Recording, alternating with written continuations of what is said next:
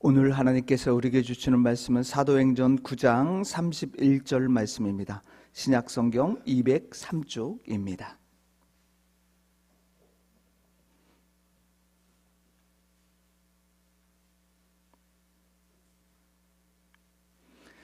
사도행전 9장 31절 말씀, 제가 하나님의 말씀을 봉독합니다. 그리하여 온 유대와 갈릴리와 사마리아 교회가 평안하여 든든히 서가고 주를 경외함과 성령의 위로가 진행하여 수가 더 많아지니라. 아멘. 이 말씀을 통해서 하나님께서 우리에게 위로 주시길 원합니다. 106세 되셨지요. 김영석 교수님이 젊었을 때 지방에 강의를 하고 있었습니다. 그러는 중에 할아버지 임종이 가까웠다는 소식을 듣고 서둘러 서울로 올라왔지만 안타깝지만 할아버지의 임종을 지켜보지 못했습니다. 뒤늦게 병실에 온 교수님에게 전한 할아버지의 마지막 유언입니다. 5분만 더 기다려서 봤으면 좋겠는데.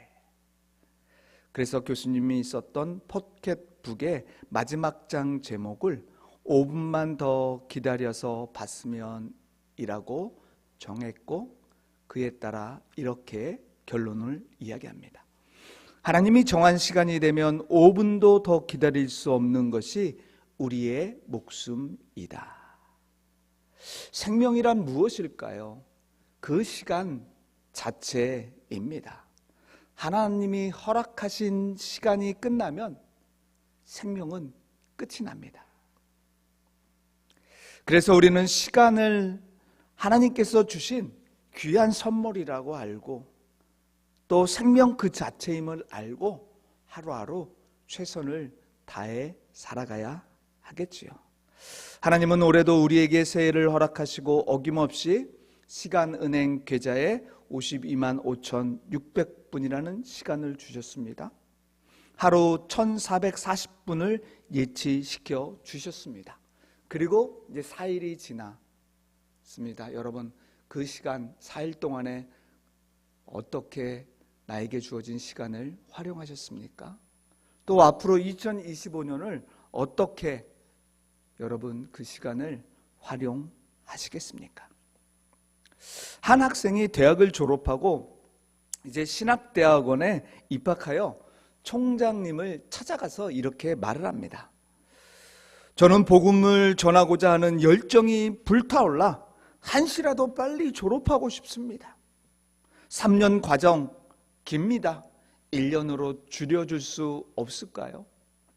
그때 총장님은 이렇게 말합니다. 물론 가능하지. 그런데 문제는 자네가 무엇이 되고자 하느냐에 달려있네. 호박은 3달, 4달이면 키울 수 있지만 박달나무는 적어도 50년, 60년 커야 제목으로 쓸 수 있다네. 자네는 호박이 되고 싶은가?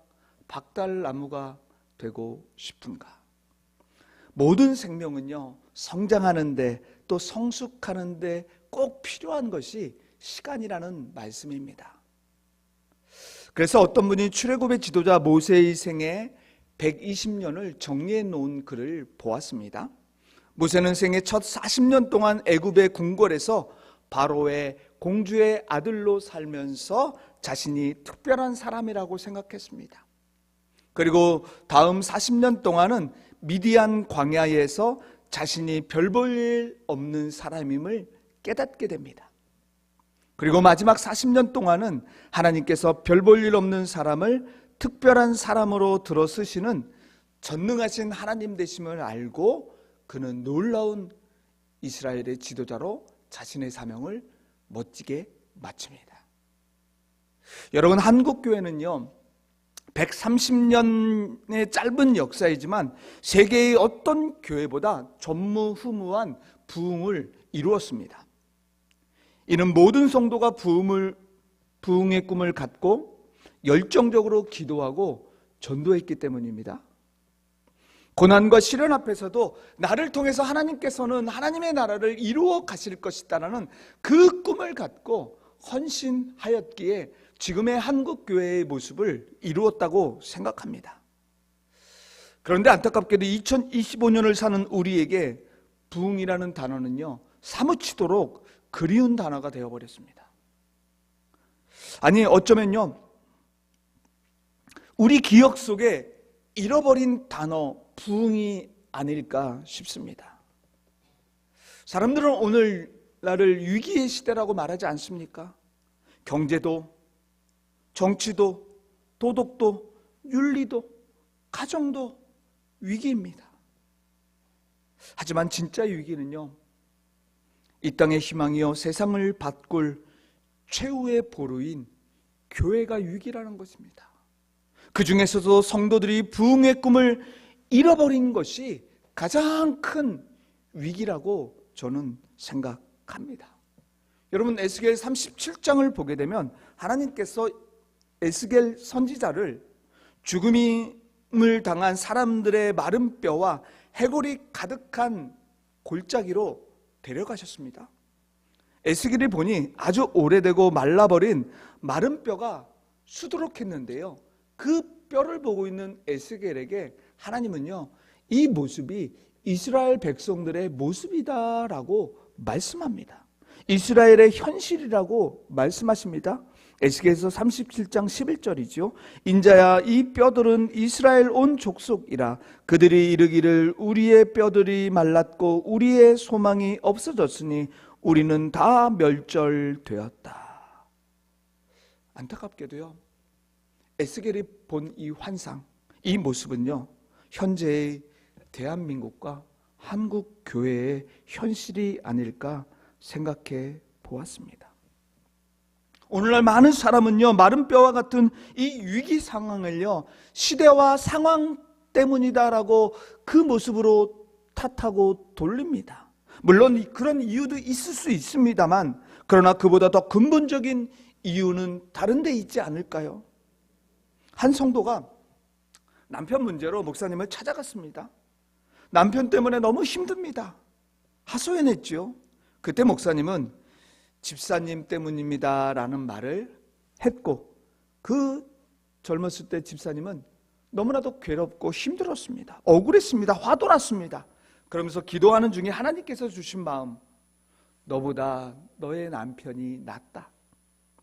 보이는 내 남편을 사랑하지 못하면서 어떻게 하나님을 사랑할 수 있겠니 하는 마음을 주셨다고 합니다. 그래서 이유 하나씩 내려놓게 되니 어느 순간 내 자신이 변해 있다라는 말을 최근에 들었습니다. 우리는 많은 경우 힘든 이유를요, 외부에서 찾습니다. 이제 다른 무엇을 탓하기 전에 내 안을 들여다보는 겁니다. 내 안에 썩어 있는 것들이 겉으로 뿜어져 나오면서 악취를 내고 있지 않나. 여러분, 썩은 씨앗은요, 살아있는 생명을 잉태할 수 없습니다. 하나님은 에스겔에게 마른 뼈 환상을 보여주며 이 뼈들이 살아날 수 있겠느냐라는 질문을 하십니다. 37장 7절 3절을 보면 그가 내게 이르시되 인자야, 이 뼈들이 능히 살 수 있겠느냐 하시기로 내가 대답하되 주 여호와여, 주께서 아시나이다. 여러분, 이 질문은요, 이 뼈들이 능히 살 수 있느냐는 질문은요, 하나님께서 오늘을 살아가는 저와 여러분에게 동일하게 해주시는 말씀입니다. 이 위기의 시대, 이 마른 뼈가 해골이 가득한 이 시대가 다시 살아날 수 있겠느냐고 묻고 계십니다. 우리 각자의 믿음과 하나님에 대한 사랑을 시험하기 위해 질문하신 것이기에 반드시 우리도 대답해야 됩니다. 에스겔은 하나님의 질문과 자신이 본 골짜기의 마른 뼈를 보면서 이렇게 대답합니다. 사람은 할 수 없습니다. 연약한 인간은 이 모든 것을 바꿀 수 없습니다. 그러나 주님께서는, 하나님께서는 살릴 수 있습니다. 이런 대답을 할 때 하나님은 이렇게 에스겔 37장 5절을 통해 말씀해 주십니다. 주 여호와께서 이 뼈들에게 이같이 말씀하시기를 내가 생기를 너희에게 들어가게 하리니 너희가 살아나리라. 하나님은 질문에 답한 에스겔을 향해서 마른 뼈들에게 생기를 불어넣어 주겠다, 즉 성령을 불어넣어 이 뼈들을 살리겠다라고 말씀하십니다. 그랬을 때 하나님은 이렇게 37장 10절의 말씀으로 응답해 주십니다. 이에 내가 그 명령대로 대언하였더니 생기가 그들에게 들어가매 그들이 곧 살아나서 일어나 서는데 극히 큰 군대더라. 그렇습니다. 소망 없는 오래된 마른 뼈와 같은 우리의 심령 위에 생기가 불어넣게 되면요, 성령님이 임하면요, 살아납니다. 지금 모든 상황이 마른 뼈 같은 시대적 상황입니다. 그러나 하나님은 이 땅의 한국교회와 우리 강화중앙교회와 나의 가정과 나의 심령에 생기를 불어넣어 부흥하며 살아가기를 하나님은 원하심을 믿으시길 바랍니다. 이제 우리는 하나님의 이런 소망을 품고 2025년을 시작했습니다. 여러분, 이 귀한 시간 이제 어떻게 만들어 가시겠습니까? 우리의 삶의 자리에 부흥을 꿈꾸며 나아갈 때 반드시 기억해야 될 한 가지가 있습니다. 모든 것은 성령의 능력에 있다는 것을 여러분 잊지 마시길 바랍니다. 부흥은요, 내가 하는 것이 아니고 또 교회가 하는 것이 아닙니다. 성령의 능력이 임할 때 부흥되고 우리의 마음이 풍족하고 성숙하게 된다는 말씀이죠. 2025년 우리 교단 제109회 총회 주제 해설집을 보면요, 이 성령에 대해서 이렇게 정의하고 있는 것을 보았습니다. 성령은 삼위일체 하나님 중 한 위이시고 동시에 우리에게 그리스도인으로서 신앙적 삶을 살게 하시는 하나님이시다라고 정의합니다. 그러기에 성령의 능력에 덧입지 않고는 그리스도인으로 살 수 없고 교회가 교회의 기능을 발휘할 수 없다라고 기록하고 있습니다. 정의하고 있습니다. 그래서 성령은 주님을 경외하며 순종할 수 있도록 인도하는 영입니다. 또 하나님의 평안을 교회에 주시는 영입니다. 더 나아가서 저와 여러분의 삶을 위로해 주시는 영임을 오늘 본문을 통해 우리는 다시 한번 확인하게 됩니다. 그래서 올해 총회 주제인 성령의 능력으로 부흥하는 교회에 맞추어서 2025년 강화중앙교회의 소망은 사도행전 9장 31절의 말씀을 중심으로 주여 성령의 능력으로 부흥하게 하소서로 정했습니다. 여러분, 다시 한번 오늘 설교 제목이기도 하고 앞에 표에도 나와 있는데 한번 따라해 볼까요? 주여 성령의 능력으로 부흥하게 하소서. 아멘. 그리고 오늘 주제 본문의 말씀도 함께 읽어봤으면 좋겠습니다. 사도행전 9장 31절도 함께 읽겠습니다. 그리하여 온 유대와 갈릴리와 사마리아 교회가 평안하여 든든히 서가고 주를 경외함과 성령의 위로로 진행하여 수가 더 많아지니라. 아멘. 여러분, 사도행전 교회, 사도행전에 나오는 초대교회는요, 무엇보다 성령의 능력이 함께했던 교회였습니다. 성령께서 주도권을 잡고 있었기에 성령 충만한 교회가 된 것입니다. 또 주님의 명령에 전적으로 순종하는 교회로 나아갔을 때 성도들은 교회의 예배와 봉사에 헌신하는 일에 최선을 다했습니다. 그때 성령의 능력을 초대교인들은 경험했고요, 또 성령께서 이끌어가는 교회가 되었기에 불가능이 없는 교회가 되므로 마침내 결과적으로 수가 더 많아졌다라고 성경은 말씀합니다. 여러분, 당시 예루살렘에서 활동하던 초기 제자 공동체의 사역을 보면요, 지역적으로 그리고 민족적으로 숫자적 팽창이 있었습니다. 그런데 여러분, 이런 초대교회였는데 한마디로 부흥하는 교회였지만요, 아무 문제와 도전 없는 상태에서 부흥을 경험한 것이 아닙니다. 복음이 예루살렘을 넘어 사마리아로 전파된 중요한 요인으로 스데반의 순교 사건과 함께 예루살렘 교회가 직면한 박해 때문이었다고 사도행전 8장 1절은 말씀하지요. 사울은 스데반이 죽임당한 것을 마땅하게 여겼다. 그날에 예루살렘 교회에 큰 박해가 일어났다. 그래서 사도들 이외에는 모두 유대 지방과 사마리아 지방으로 흩어졌다. 여러분, 교회의 핍박과 고난과 아픔이 초대교회에 찾아왔습니다. 그것으로 인해서 사도들은 예루살렘에 남고 나머지 성도들은요 흩어진 겁니다. 동서남북 다니면서 복음을 전한 것입니다. 그러면서 예수님 안에서 하나 되어 기적의 신앙 공동체를 이루었던 것입니다. 여러분, 그렇습니다. 복음은 생명력이 있기에 어디에 가두어둘 수 없습니다. 이 복음은요 내 자신만 가지고 살아갈 수 없습니다. 특정한 사람의 소유물이 아니라는 말씀입니다. 복음이 전해지고 퍼져나갈 때 거기에는 복음의 능력이 나타납니다. 어떤 장애물에서도 어떤 곳에서도 나타나는 것이 복음의 능력입니다. 사실 여러분, 한번 생각해 보십시오. 예수님이 이 땅에 왜 오셨습니까? 목적이 무엇일까요? 어렵게 생각 안 했으면 좋겠습니다.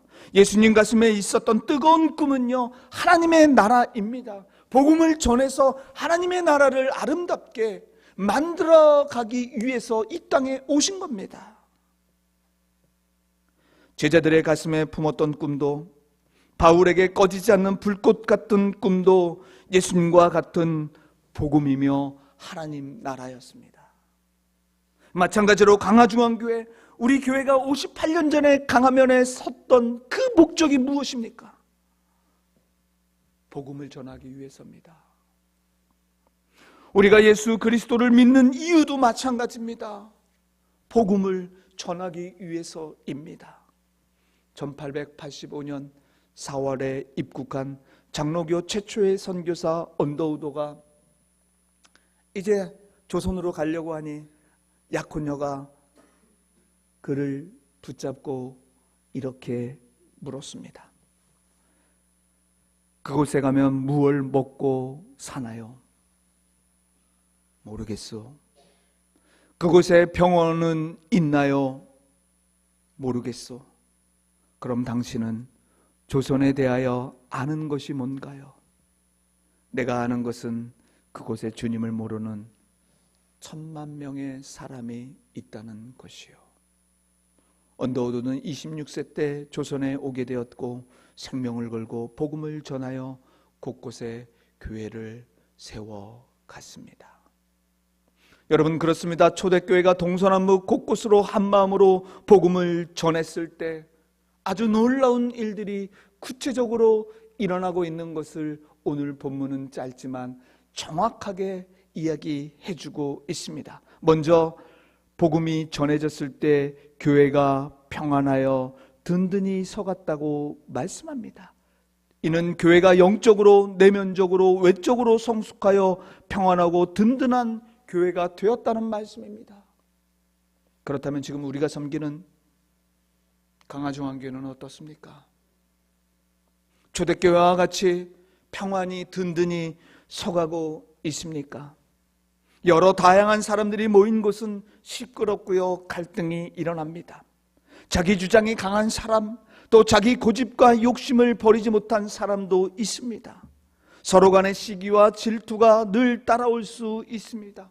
그래서요, 믿는 성도들 간에도요, 작은 문제가 큰 일을 만들어서 어렵게 할 수도 있고, 그것을 만날 수 있는 곳도 교회가 될 수 있습니다. 이는 아직 영적인 성숙을 이루지 못하기 때문이 아닐까요? 사실 초대교회 안에서도요, 예루살렘인, 갈릴리인, 유대인, 그리고 이방인, 더 나아가서 율법주의자, 선민 사상 등 다름이 있었습니다. 사실 이 모든 요소는요, 다툼의 요소입니다. 그런데 사실 우리가 성경을 보다 보면, 특별히 고린도 전후서를 보게 되면요, 고린도 교회에 큰 분란이 있었습니다. 아픔이 있었습니다. 다툼이 있었던 것은 사실입니다. 하지만 이런 속에서 끊임없이 서로 존중하며 대화합니다. 또 유대의 중심으로 복음을 전한 베드로, 이방인 중심으로 복음 전한 바울은요, 서로 신뢰 관계를 이룸에 따라 영적으로 내적 성숙을 이루면서 교회들을 아름답게 세워갔다는 것이 사실입니다. 여러분, 이런 모습을 오늘 본문에서 평안하다라는 말씀을 하고 있습니다. 그런데 여러분, 우리가 생각하는 평안은 어떻습니까? 일반적 정의를 보면요, 아무 문제 없음입니다. 하지만 초대교회는요, 여러 가지 문제가 있었고요, 고난과 핍박과 순교가 있었기 때문에 아무 문제 없음이 아닙니다. 사실 일반적 평화와는 거리가 멉니다. 그렇다면 성경적 평화는 무엇일까요? 문제 가운데 하나님이 함께 하신다는 믿음입니다, 여러분. 교회마다 어려움이 있고요, 아픔이 있고요, 분란이 있을 수 있습니다만 그 안에서 우리가 문제 가운데 하나님이 함께 하신다고 믿고 나아가는 것입니다. 즉 초대교회 성도들에게 있는 모든 두려움과 고난을 이기는 평안의 근거는 주께서 나와 함께 하신다는 믿음 속에서 성령의 인도함 따라 살아가고 있는 것을 이제 우리는 사도행전을 통해서 보게 될 것입니다. 그러기에 우리도 올해에는 더욱 주님께서 늘 우리와 함께 하심을 믿으십시오. 여러분의 삶에, 여러분의 일터에, 또 우리 강화중앙교회 주님은 함께 해주실 줄 믿습니다. 여러분, 그 믿음 가지고 성도 간의 다름을 인정해 주십시오. 그리고 더 나아가서 서로 신뢰하고 소통하도록 나아가고 노력하는 저와 여러분이 되길 간절히 원합니다. 여러분, 그러면요, 세상의 유혹과 핍박 앞에서 흔들리지 않을 수 있습니다. 서로 믿음에 힘을 주고 용기를 주어서 더 굳건히 세워주시는 성령의 능력 안에서 살아가는 저와 여러분의 삶이 될 줄 믿습니다. 그리고 이런 우리의 모습을 통해서 강화중앙교회가 든든히 서가며 평안한 모습으로 계속해서 하나님께 쓰임받게 될 줄 믿습니다. 그렇다면 이제 성령의 능력으로 든든히 서가는 부흥하는 교회로 세워가기 위해 구체적으로 우리가 어떤 노력을 해야 될까요? 한 가지만 본문을 통해서 말씀을 드리겠습니다. 뿐만 아니라 우리가 이렇게 살아갈 때 하나님께서 이런 축복을 주시겠다고 약속하시는데, 오늘 본문 말씀 9장 31절 끝부분을 보게 되면 모든 성도가 주를 경외했다라고 말씀합니다. 주님을 경외하며 살아가는 것입니다. 경외라는 말은 공경하고 두려움입니다. 그런데 여러분, 이렇게 주를 경외하는 것은요, 다른 말로 예수님에 대한 분명한 고백이 있는 자들이 주님을, 하나님을 경외할 수 있습니다. 그러기에 경외는요, 즉 우리의 신앙 고백과 직접적인 깊은 관련이 있다라는 말씀을 드리고 싶습니다. 사실 초대교회도요, 복음을 전할 때 교회에 어려움이 있었다고 말씀드렸습니다. 세상에 복음이 나타날 때요, 그 지역 문화에 영향을 받을 수 있습니다. 더 나아가서 신앙의 정도가 다르기 때문에 신앙 정체성의 위기도 사실 초대교회도 있었습니다. 그런데 이런 모습 속에서 초대교회는요, 더욱더 주를 경외하는 신앙 공동체성을 잃지 않기 위해 몸부림쳤기에 결국에는 초대교회가 아름답게 수가 많아졌던 것입니다. 그러기에 우리도 시대적 상황과 지역을 넘어 예수님에 대한 분명한 신앙 고백을 가지고 살아갈 때 저와 여러분, 정말 우리 교회가 하나님을 더욱더 경외하게 되는 교회가 되고 예수님만이 유일한 구주가 되심을 선포하는 우리의 삶이 될 줄 믿습니다. 여러분, 그렇게 주를 경외하며 우리가 살아갈 때 어떤 복을 주시는지 아십니까? 하나님께서는 강화중앙교회와 우리 각자의 삶에 성령의 위로를 함께 해주시겠다고 축복의 말씀을 하십니다. 그런 축복을 올해도 우리 삶에서 또 내 개인적으로 강화중앙교회가 받기를 원하면서 본문 말씀 9장 31절 함께 다시 한번 읽겠습니다. 시작.